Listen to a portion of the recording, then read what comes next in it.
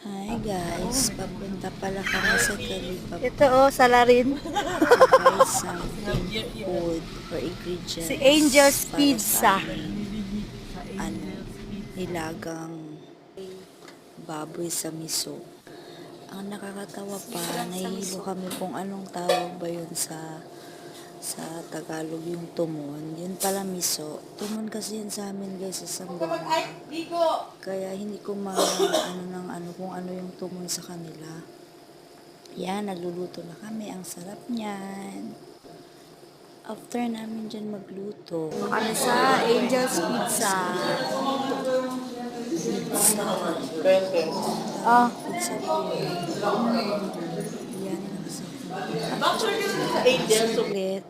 Basta yan na, ready na. Kain na kami.